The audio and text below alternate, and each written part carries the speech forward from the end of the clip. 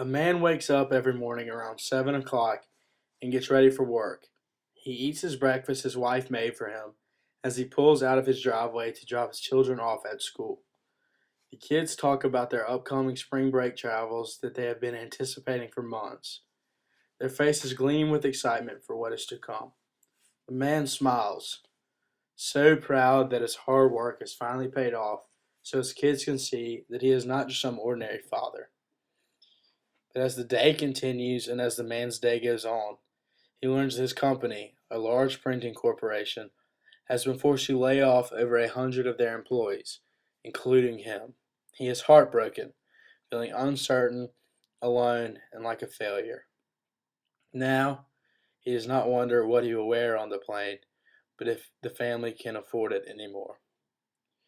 Recent times in America have presented an extreme recession, laying off many hard-working, middle-aged employees that know nothing more than the jobs they have.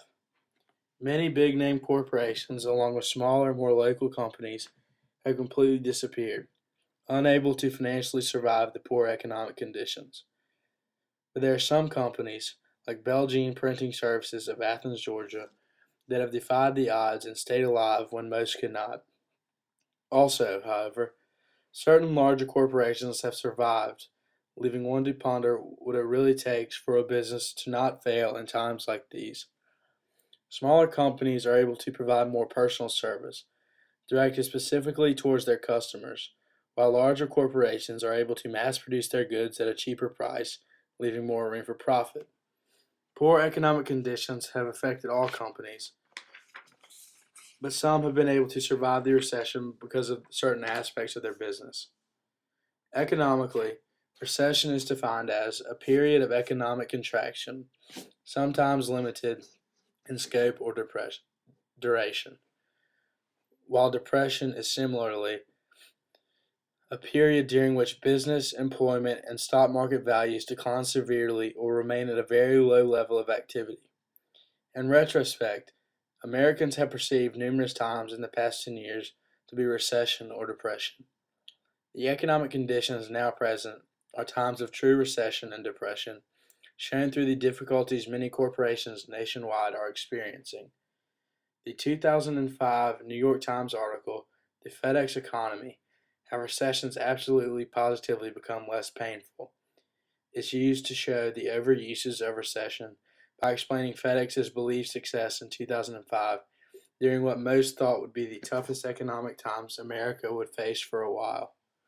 Columnist David Leonhardt talks about how innovative technology affected business and how it minimized the consequences of recession for many businesses because it enabled companies to modify their day-to-day performance to dodge the effects of the poor economy.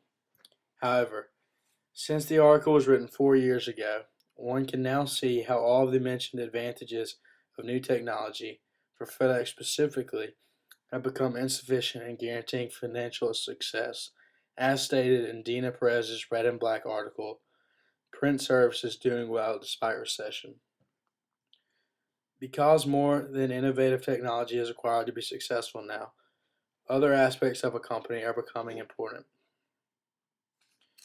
On a broad scale, smaller, more localized businesses are able to provide very personable service to their customers by catering specifically to their individual needs. Larger corporations, on the other hand, focus more on mass production of materials and care less about what each customer wants. I went to take pictures to compare the differences between Belgene and Walmart, representing small and large companies respectively. As I approached the doors to enter Walmart, I was turned away out of fear that I was sent by a competitor to take pictures to be used in comparing the products' prices. In contrast, at Belgene, I was granted full access to take whatever pictures needed for research purposes. The larger businesses are forced to focus more on competition and how to stay on top, while smaller businesses are more focused on keeping the customers they have. Being denied at Walmart should not come across as a negative approach in servicing customers, but more so as an example of how larger corporations are forced to focus on other things than the individual treatment of their customers. At times, Larger corporations' mass production serves advantageously by enabling their products to be sold at many distribution centers. For instance, FedEx, a mass production printing and delivery service, is able to ship their products worldwide with little effort by using their large domestic truck delivery service or their worldwide plane services. These larger corporations are able to employ more employees, given they have more locations both nation and worldwide. With more employees, they are able to keep their stores open for longer hours, like the 24-hour-a-day, 7-day-a-week service seen at Walmart and FedEx office stores in Athens. On the other side, smaller companies like Belgian that have, say, 1 or 2 locations generally employ less people and therefore are unable to keep their stores open for such extended hours. Location is crucial to the company's success as it too increases the convenience from a customer standpoint to obtain the desired product. For instance, a company positioned at a prime location in a college town, such as Belgian, is visited more by students than a FedEx store that is several miles away from campus. But at the same time, many mass production companies' products are available at mass distribution centers such as grocery stores, and therefore become more convenient to other age groups because the products can be acquired easier. Dissecting the different groups of a customer base becomes a main factor in determining the location of a company or store. Demographics become important because the success of a production company depends on where it is and who their main group of customers will be. For example, Belgian would not perform as strongly in a more urban community where there was not such a large number of students and professors present. In such a college setting, they are able to support local advertising of certain initiatives of their community, like the Darius Goes West support in Athens.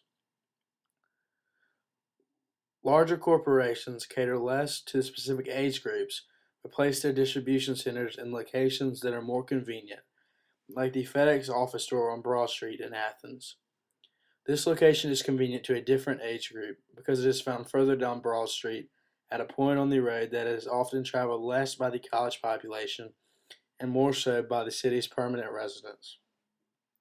Further, local companies who know their specific customer base more are able to advertise local initiatives for their community, which is beneficial because it attracts the individuals who hold certain similar interests.